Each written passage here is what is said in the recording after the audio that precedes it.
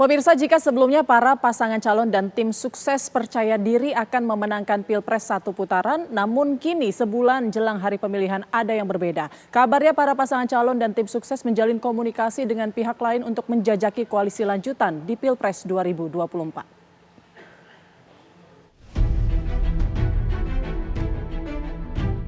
Belakangan ini, isu koalisi lanjutan di Pilpres 2024 ramai bergaung di ruang publik.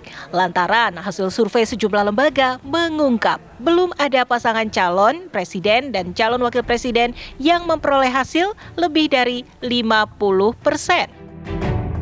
Konstelasi politik 2024 akan berubah jika koalisi yang kalah di putaran pertama memutuskan untuk bergabung dengan koalisi salah satu pasangan calon yang lolos.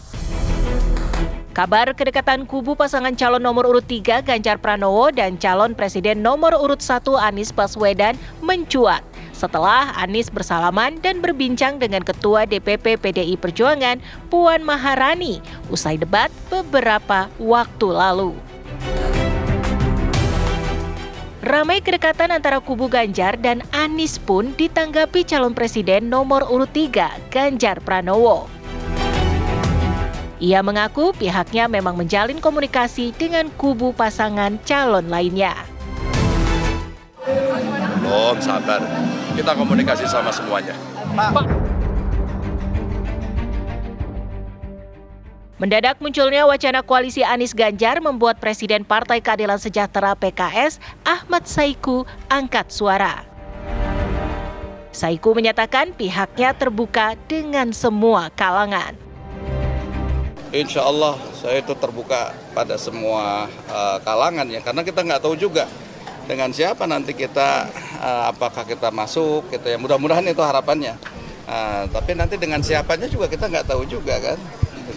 Oleh karena itu semua komunikasi ini ya mesti terbangun dengan baik, sehingga jangan jadikan Pilpres ini sebagai sebuah sarana justru untuk saling bermusuhan satu sama lain. Senada dengan Ahmad Saiku, Wakil Ketua Tim Kampanye Nasional TKN Prabowo Gibran Habibur Rahman mengaku pihaknya membuka diri untuk berkomunikasi dengan pihak lain. Ajak ketemu, kayak kemarin Pak Asto ngajak ketemu, ya kami membuka diri, pengen juga gitu loh. Toh misalnya pengen bergabung ya kan ya, misalnya pada putaran pertama belum dapat kesempatan maju ya kan. Itu kan yang bisa membuat orang panik karena dak-dikduk ini maju nggak ke putaran kedua. Kalau kami kan ke putaran kedua insya Allah. Sebelumnya, Wakil Presiden ke-10 dan ke-12 Yusuf Kala menyebut bahwa Pilpres 2024 kemungkinan akan berlangsung 2 putaran. Yusuf Kala bahkan menyinggung adanya potensi koalisi baru di putaran kedua Pilpres 2024. Biasanya yang selalu bersatu itu yang nomor 2-nya partai yang rankingnya ya, bukan nomornya, ranking 2 dan nomor 3 biasanya itu, sehingga bikin koalisi baru. Lantas apakah nanti koalisi antara kubu Anies Baswedan dan Ganjar Pranowo akan terwujud di putaran kedua? Semua akan dibuktikan setelah rakyat menentukan pilihannya pada 14 Februari mendatang. Tim TV One mengabarkan. Ya pemirsa, isu koalisi antara kubu Anies Baswedan dan Ganjar Pranowo di putaran kedua Pilpres ramai bergaung di ruang publik. Wakil Presiden ke-10 dan ke-12 Yusuf Kala memprediksi akan terbentuk koalisi baru jika Pilpres 2024 berlangsung 2 putaran. Jadi pertanyaan adalah kemana larinya suara pendukung Capres yang kalah di putaran 1? Apakah perjanjian koalisi yang dibentuk ini bisa mengikat suara itu? Bersama kami telah bergabung dengan Wakil Ketua Tim Kampanye Nasional Prabowo Gibran, ada Bang Habibur Rahman yang sudah bergabung di studio, kemudian Ketua Tim Penjadwalan Tim Pemenangan Nasional Ganjar Mahfud, ada Mas Arya Bima, dan juga asisten pelatih Timnas Amin Jazilul Fawait, dan pakar politik Burhanuddin Muhtadi. Selamat petang semuanya. Selamat petang. Ya, Jakarta Timur. Oke, kita menuju ke Mas Arya Bima terlebih dahulu. Mas Arya Bima, ini kita berangkat dari pernyataan Mas Hasto, Mas Sekjen yang menyatakan bahwa tim dari 03 ini tengah menjalin komunikasi dengan tim 01. Nah, ini apakah komunikasi sudah menemukan titik kesepakatan untuk koalisi atau ya ini komunikasi biasa saja?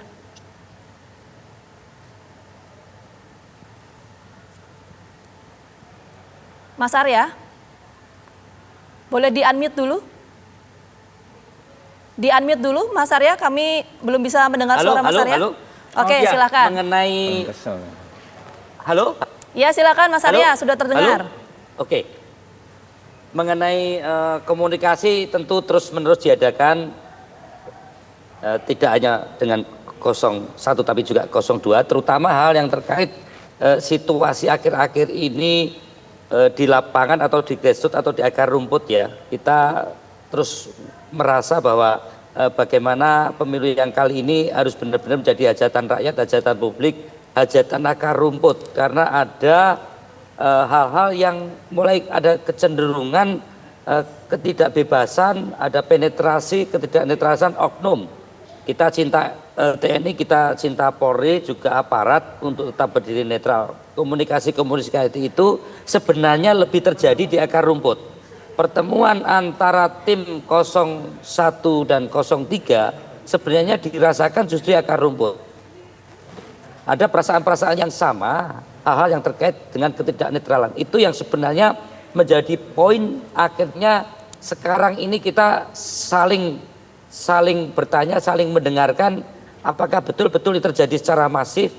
Begitu juga hal-hal yang terkait dengan situasi-situasi pelaksana pemilu baik di KPU maupun Bawaslu. Oke, Mas Kita Arya. mulai terkonsentrasi misalnya soal pembagian undangan nanti seperti apa, DPT seperti apa, itu terus terjadi dan terjalin. Oke, artinya belum ada kesepakatan koalisi antara 01 dan juga 03 ya. Itu dulu yang mungkin harus kita pastikan supaya clear.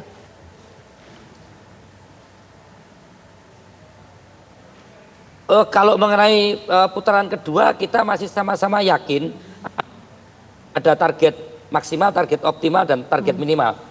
Antara 01 dan 03 dan mungkin juga 02 masih sama-sama yakin bahwa pemilu berjalan satu putaran. Oke. Untuk hal yang terkait komitmen putaran kedua, kita masih menginginkan pemilu damai ini berlaku jujur dan adil, dengan catatan jujur dan adil itu akan berdampak pada pemilu damai kalau netralitas aparat dan pelaksana daripada pelaksana pemilu ini benar-benar fair, saya kira itu. Oke, kalau Gus Jazil sendiri Gus, yakin satu putaran atau saat ini juga tengah menjalin komunikasi nih terkait Pilpres putaran kedua? Ya tentu kalau keyakinan kita harus tempatkan pada keyakinan yang optimal untuk menang satu putaran. Tapi kita harus bersikap realistis dan rasional. Saya setuju dengan apa yang disampaikan Pak Bimo tadi bahwa di lapangan kita menemukan hal yang sama tentang adanya kecurangan, intimidasi dari aparatur, dari ketidaknetralan yang ada itu kita hadapi. Oke. Bahwa kemudian publik membuat persepsi bahwa 01 atau pasangan nomor 1 dan nomor 3 lebih dekat, itu ya karena pertama memang dua-duanya akhirnya tidak bersama Pak Jokowi. Yang kedua, publik juga melihat ketika debat di mana pasangan nomor 1 dan nomor 3 itu seakan-akan memiliki visi yang sama dan menghajar pasangan nomor 2, kira-kira begitu. Oke, Gus Jazil. Sehingga anggapan publik yang di bawah itu 01 dan 03 itu punya kedekatan visi kira-kira begitu. Nah, dan di bawah kemudian membuat semacam jejaring untuk menghadapi apa yang disebut dengan kecurangan. Oke, Gus Jazil, kalau kita dengarkan bersama ini intinya 03 sama 01 ini sama-sama merasakan dalam tanda kutip ini terintimidasi begitu ya. Nah, kemudian hubungan atau kedekatan antara 01 03 ini apakah nanti akan dibikin formal menjadi koalisi begitu kalau misalnya putaran kedua akan terjadi? Mungkin momentumnya sampai hari ini belum. Kita harus menghargai juga Pak Bimo yang kemudian bersama-sama kita untuk menang, kira-kira begitu. Jadi jangan menganggap misalkan pasangan 3, pasangan yang sudah tidak akan masuk di putaran kedua begitu. Nah, tapi kita menghargai semua upaya, dan upaya itu juga harus sesuai dengan prosedur jurdil, luber dan jurdil, tidak ada tekanan dari pihak yang lain. Oleh sebab itu, bagi kami pasangan 01 terbuka komunikasi dengan siapapun, namun momentumnya kita sesuaikan dengan tahapan-tahapan yang ada. Hari ini tahapan kami di pasangan Amin fokus untuk bekerja maksimal. Dan fokus untuk mendapatkan perolehan suara yang paling tinggi. Dan alhamdulillah dari hasil survei yang ada, pasangan Amin trennya terus naik. Ini membuat kita berbahagia. Sementara pasangan nomor 3 kan dianggap ada tren penurunan dan nomor 2 stagnan. Tapi itu kan anggapan survei. Karena apa? Karena yang terpenting adalah yang ada di lapangan. Oleh sebab itu kami meminta kepada seluruh jajaran relawan Amin, kita maksimalkan. Mau 1, mau 2 putaran, kita pemenangnya. Amin pemenangnya, itu penting. Oke Gus Jazil. Artinya ini belum ada kesepakatan atau deal soal koalisi ya. Saya mau ke Bang Habib kalau gitu. Bang Habib, kalau 01, 03 saat ini tengah menjalin komunikasi, kalau 02 apakah juga tengah membangun komunikasi juga dengan 01, 03 atau seperti apa? Tentu paslon 2 juga terus menjalin komunikasi dengan paslon 1 dan 3. Tadi soal apa yang dirasakan pelanggaran atau kecurangan, kami pun merasakan hal yang sama ya. Banyak terjadi pelanggaran-pelanggaran yang diduga menguntungkan pihak lain dan merugikan kami. Jadi tiga-tiganya sama, kita sama-sama merasa dicurangi. Karena itu dalam konteks kecurangan kami juga mendorong kita bentuk semacam tim koordinasi bersama ya, karena kan kita sama-sama tidak ingin ada yang dicurangi. Yang kedua ya, soal peluang untuk 1 putaran atau 2 putaran ya, atau tadi kan di tema kita diskusi hari ini kan bagaimana di putaran kedua. Kalau kami sih ya, yang hitung-hitungannya tentu kita juga berkonsentrasi apabila terjadi 1 putaran. Karena penting juga ketika 1 putaran setelahnya kita juga penting tetap membangun komunikasi dengan paslon 1 dan 3. Karena itu kami tetap membangun komunikasi dan jangan lupa di tiap paslon ini kan ada negarawan-negarawan atau politisi-politisi yang akan menjadi jangkar ya, menjadi penghubung ketiga ini karena kapasitasnya beyond the institution. Misalnya di paslon 3 ada Bu Mega. Bu Mega itu kan beyond the institution, dia bisa berkomunikasi dengan siapa saja. Kemudian juga misalnya di paslon 1 itu ada Pak Yusuf Kalla, ya kan? Pak Yusuf Kalla ini kan beyond the institution. Beliau bisa berbicara dengan siapa saja, kapan saja. Inilah yang akan bisa kami pikir ya ke depan, mau 1 putaran, 2 putaran, inilah yang akan bisa menyatukan kita semua. Jadi kalau kami target 1 putaran tentu ya sangat realistis bagi kami. Survei kami nggak stagnan, tapi terus melambung dan meroket ya. Tapi 02 tetap bangun komunikasi dengan 01 dan juga 03. Ya, karena itu intinya gini, ya, Bang Habib ya. Mbak Vita, setelah tanggal 14, apapun yang terjadi, apakah nanti lanjut 2 putaran, ataukah yang paling mungkin, yang sangat mungkin adalah 1 putaran dengan pemenangnya paslon nomor 2, yang paling rasional, itu kan.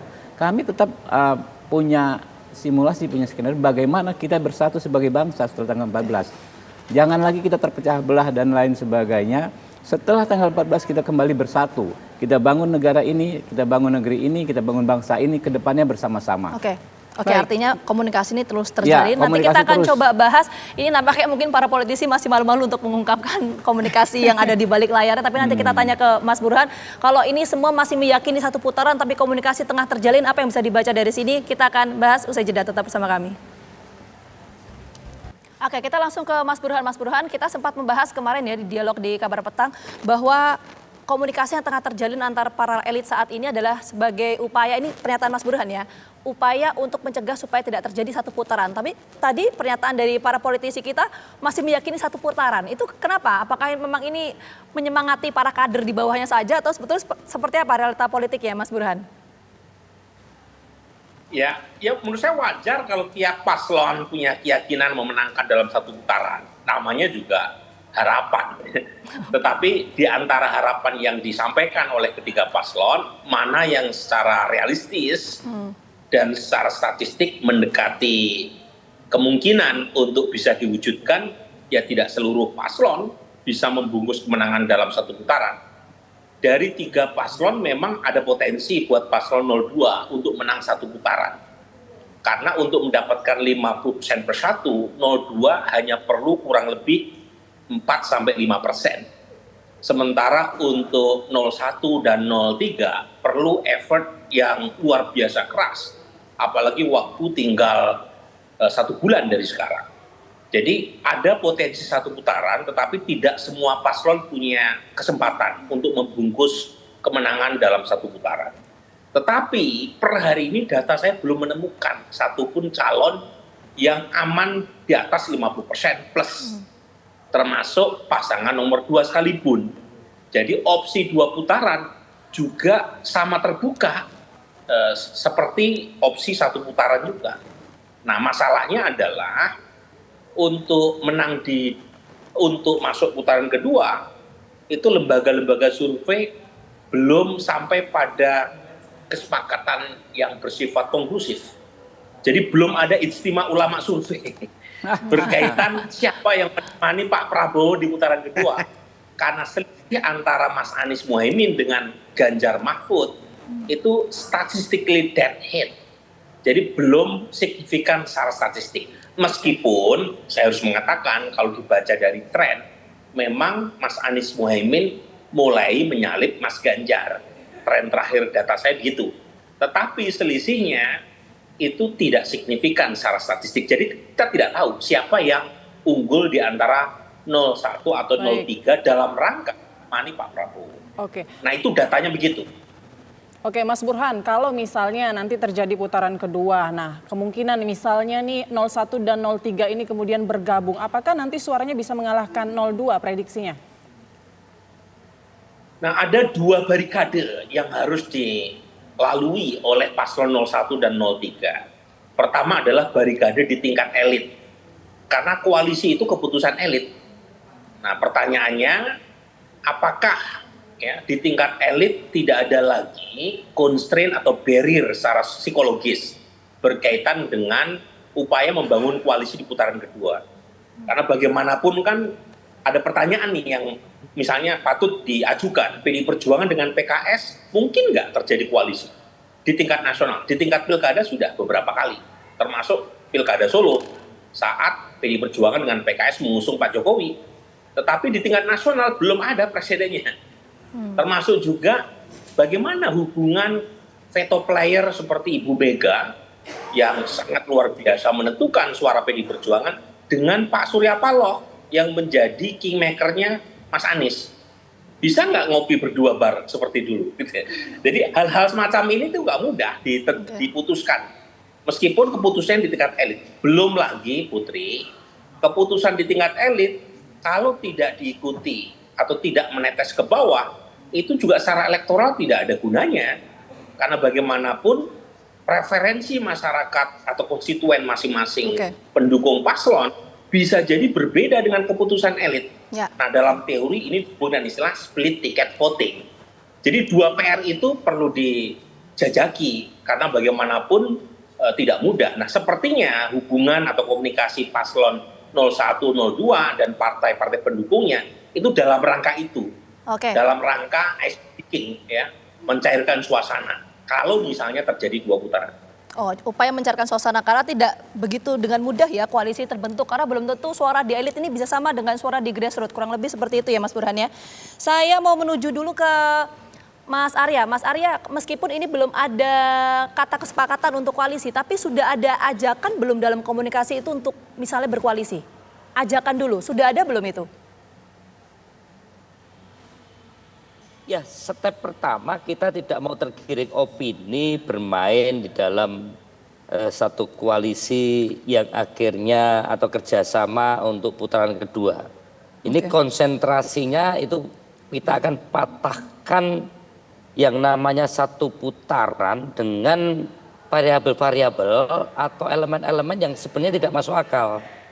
Karena kami melihat di lapangan yang jadi persoalan ini kan sebenarnya kita nggak bicara 1 putaran atau 2 putaran. Pemilu ini berlaku atau berlangsung secara jujur dan adil atau tidak itu dulu. Karena ketakutan kami, opini dibangun satu putaran, tapi yang kerja aparat. Maka kami konsentrasi antara 01 dan 03 di bawah, pembicaraannya itu pemilu berlaku judil. Bagaimana undangan pemilih nanti benar-benar disampaikan. Bagaimana aparat desa yang dipanggil-panggil ini benar-benar kemudian tidak ditargetkan suara. Bagaimana oknum-oknum Bapinsa, oknum di Kapolsek, Kejari ini tidak bermain. Fakta-fakta ini kan nggak diangkat sama TV One. Terus kita ngomong 1 putaran, 2 putaran. Faktanya terjadi penekanan. Mbok turun itu yang namanya Mas Burhanuddin Muhtadi. Seperti apa detak di bawah itu yang terjadi. Jangan bicara 1 putaran, 2 putaran. Benar nggak ada penekanan, benar nggak ada netralitas. Aku takutnya Profesor Burhanuddin Muhtadi ini menggiring opini 1 putaran. Yang kerja aparat di bawah. Itu faktanya yang kita dapat. Saya bukan lagi bicara soal ini adalah satu analisa. Di dapil saya itu tentara berbaju hijau. Bikin spanduk. Ya, walaupun sudah dikatakan bukan yang membuat bukan dia. Kita cinta TNI, kita cinta Polri, kita cinta aparat negara. Udahlah yang kali ini biar jadi hajatan rakyat, hajatan publik. Ya, inilah kita ketemu akhirnya dengan 02 karena sama-sama termarginalkan. Kita ini sudah kayak pasang baliho sama pasang spanduk aja sudah kayak orang kucing-kucingan. Itu yang saya maksudkan. Saya oke 1 putaran atau 2 putaran asal berlaku jujur dan adil. Rakyat ini sudah terbiasa kalah. Rakyat ini sudah terbiasa pemilu kalah. Asalkan netralitas itu terjadi. Oke, baik. Kalau tidak terjadi, mohon maaf, mau 1 putaran, 2 putaran, pasti terjadi sesuatu gesekan. Itu yang tidak kita inginkan. Matenun. Oke, Mas Arya, apakah data-data pelanggaran itu sudah dilaporkan ke Bawaslu? Belum. Ya pasti. Pasti. Kita pelaporan sekarang tumpuk terus, kita laporkan. Oke, berarti persoalannya begitu gak kundum. Baik. Gak kundum itu kan gabungan. Mohon maaf sekali lagi, bukan institusi ya. Hanya oknum-oknum saja. Karena kami pun yang memberitahu, kami pun aparat yang masih cinta terhadap netralitas. Teman saya di aparat banyak. Baik di kepolisian, baik di TNI, baik di birokrasi. Kepala desa itu nangis sama saya.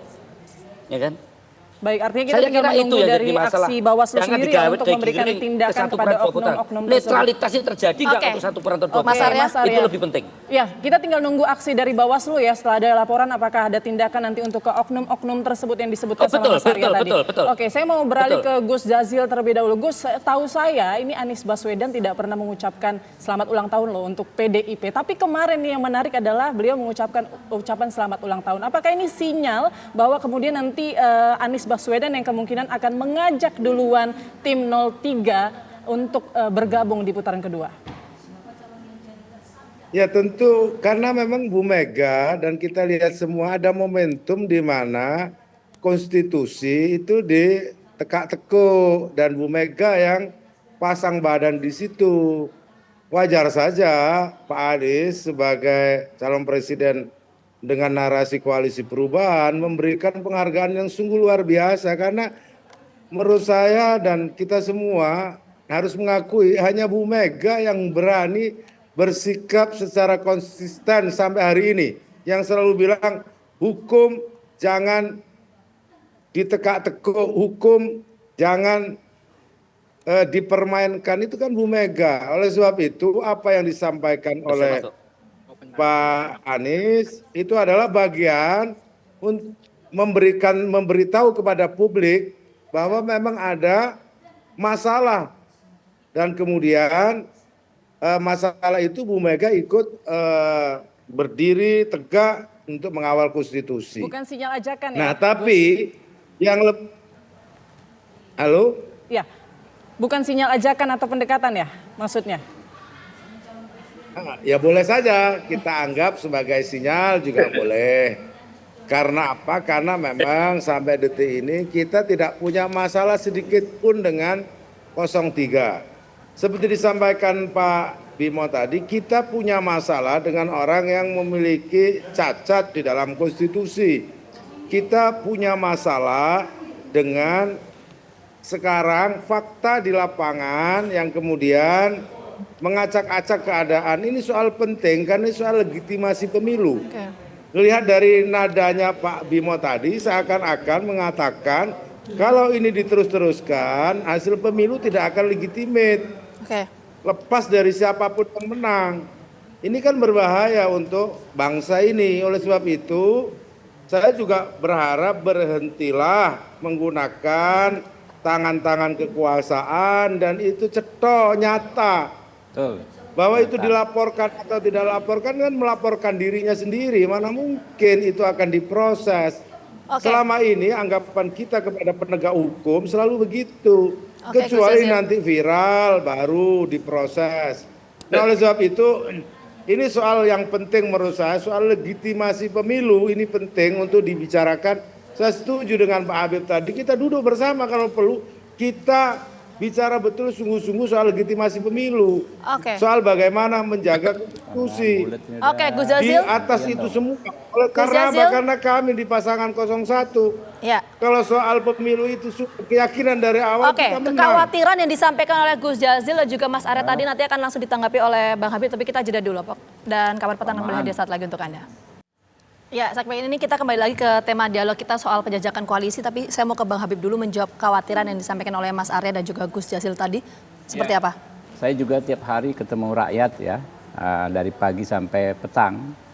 Saya menangkap pesan yang kuat dari rakyat, di antaranya keluarga besar ya, TNI, Polri, yang sakit hati dengan judgement sewenang-wenang dari dari Capres 1 dan 3. Soal kinerja penegakan hukum dikasih 5, soal kinerja Kemenhan di mana di dalamnya juga terkait prajurit-prajurit TNI dikasih nilai 5 dan 11 dari 100. Itu keluarga besarnya yang ketemu saya menyatakan sakit sekali disampaikan seperti itu.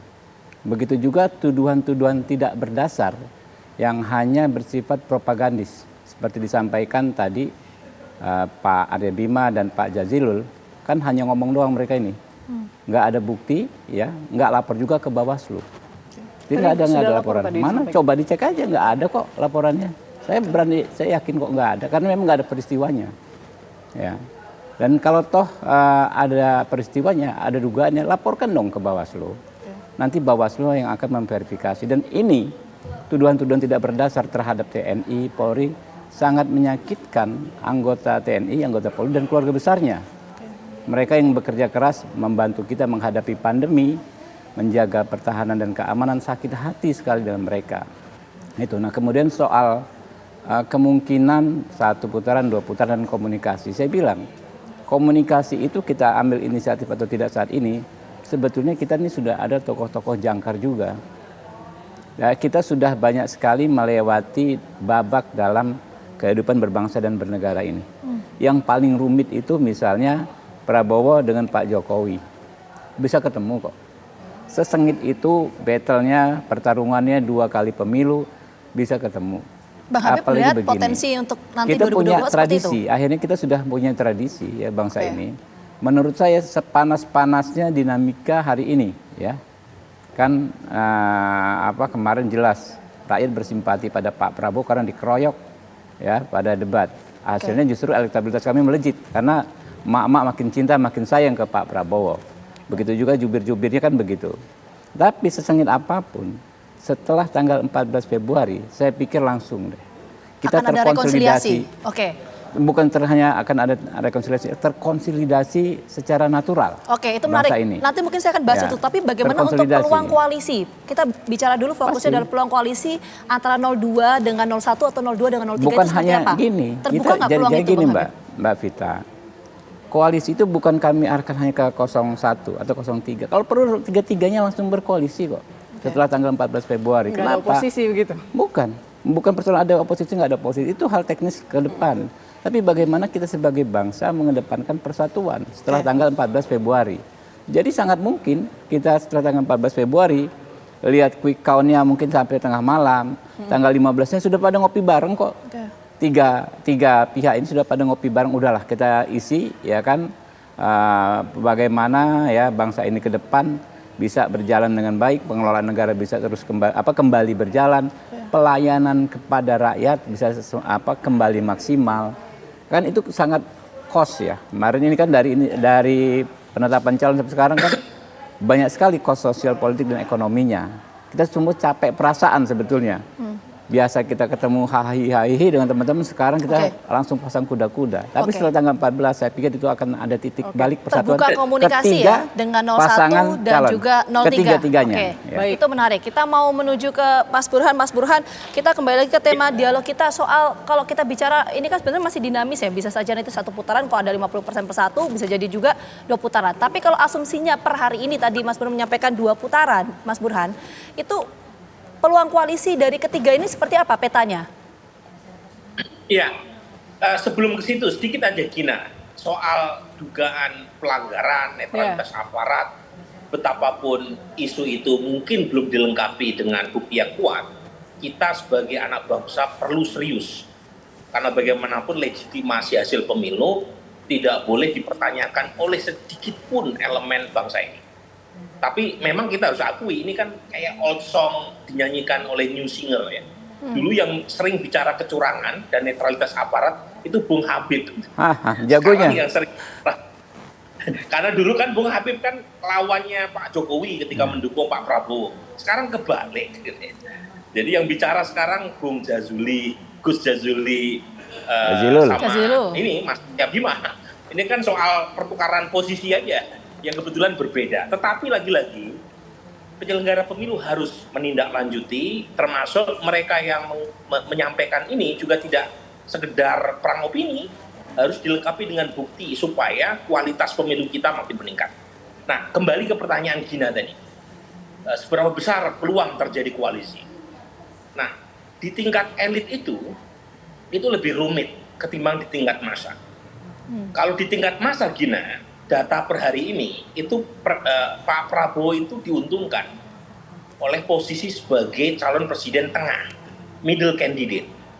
Jadi survei-survei yang muncul hari ini, kalau terjadi putaran kedua dengan asumsi salah satu calon tidak lolos, itu cenderung konstituennya merapat ke Pak Prabowo. Misalnya Anies lawan Pak Prabowo di putaran kedua, pendukung Mas Ganjar itu lebih banyak yang lari ke Pak Prabowo ketimbang Anies.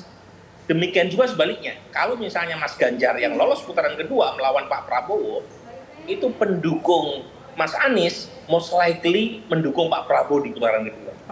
Nah, yang agak berbeda kalau Pak Prabowo nggak lolos putaran kedua, itu imbang tuh antara Mas Anies dengan Mas Ganjar dalam memperebutkan konstituen Pak Prabowo.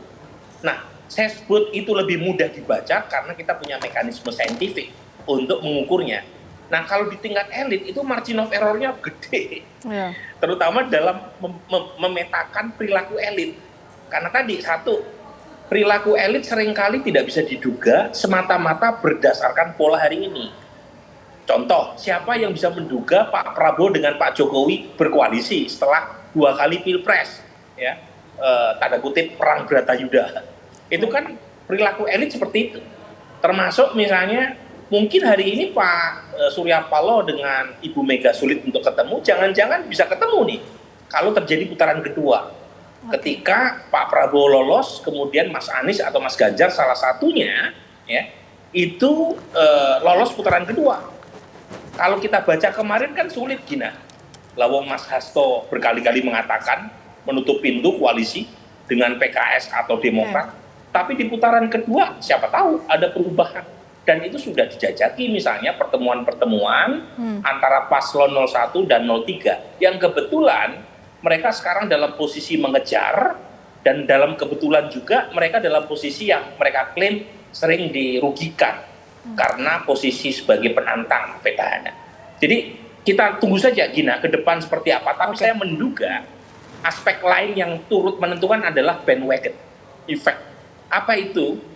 Kalau misalnya putaran pertama gagal diselesaikan dalam satu putaran, artinya masuk putaran kedua, siapa calon yang punya potensi menang itu punya keunggulan komparatif.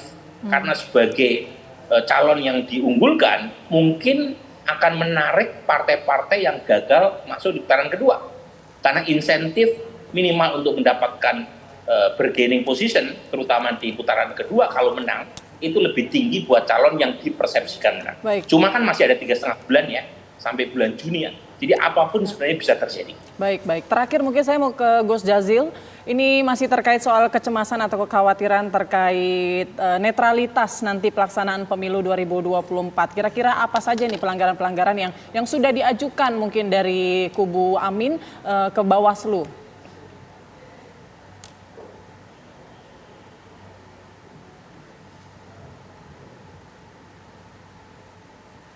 Gus Jazil, di-unmute terlebih dahulu. Kami nggak bisa mendengar suara Gus Jazil. Ya, tim Ya, hukum silakan. nasional kita sudah melis semua kasus-kasus yang nantinya akan kami laporkan dan kita proses. Namun yang lebih penting yang disampaikan Pak Burhan tadi memang legitimasi pemilu ini harus betul-betul kita jaga bersama. Karena memang yang ada di lapangan terkumpul atau tidak terkumpul buktinya itu memang kelihatan sekali kira-kira keberpihakan pada salah satu pasangan calon. Namun sekali lagi yang terpenting bagi pasangan 01, kita semua berharap pemilu itu hasilnya legitimate. Nah soal 1 atau 2 putaran 01 sudah meyakini bahwa kita akan menang mau di putaran pertama atau putaran kedua. Tapi yang seperti disampaikan Pak Burhan tadi itu tidak terjadi di DKI Jakarta kan. Ternyata publik kemudian Pak Anies kemudian yang menang, bukan yang menang di putaran pertama. Oleh sebab itu kita semua apalagi pasangan 01 sudah membuat strategi-strategi khusus ketika nanti ternyata terjadi 2 putaran. Namun yang penting kami hari ini tetap semua upaya bagaimana pasangan Amin bisa menang tebal maupun di putaran seandainya terjadi di putaran kedua. Seperti yang disampaikan Pak Burhan tadi, karena memang ada efek itu. Mudah-mudahan kalau terjadi 2 putaran, pemenangnya itu tetap Amin di putaran pertama. Sehingga kalau itu yang terjadi maka sangat mudah bagi pasangan Amin untuk menang di putaran kedua karena logika yang dibuat oleh Pak Burhan tadi. Selain itu memang kita juga melihat kenyataan di lapangan, gairah perubahan makin hari memang makin terdengar dan masyarakat masih makin ngeh terkait dengan apa yang menjadi visi dan misi perubahan yang disampaikan oleh pasangan Amin. Jadi kami optimis betul kalau terjadi 2 putaran, kamilah pemenang di putaran pertama. Dan itu bisa kita lihat nanti. Gus Jazil. Nah, Jadi oleh sebab itu, meskipun kata Pak Burhan hasil survei begini, itu kan ada yang di kertas, sifatnya prediksi-prediksi. Kita masih ada waktu 30 hari yang bisa isu-isu eksternal, isu-isu ekonomi yang juga bisa merubah keadaan ini. Gitu. Gus Jazil, jadi setiap paslon pasti meyakini bahwa pasangannya pasti akan menang dan juga 1 putaran. Tapi nanti kita lihat dinamikanya seperti apa. Sekali lagi terima kasih banyak Gus Jazil, Mas Burhan dan juga Bang Habib atas waktunya sudah bergabung bersama kami di Kabar Petang. Sehat selalu. Terima kasih. Ya pemirsa, usai jeda kami akan hadirkan informasi dari peristiwa politik sepekan. Kami akan kembali sesaat lagi.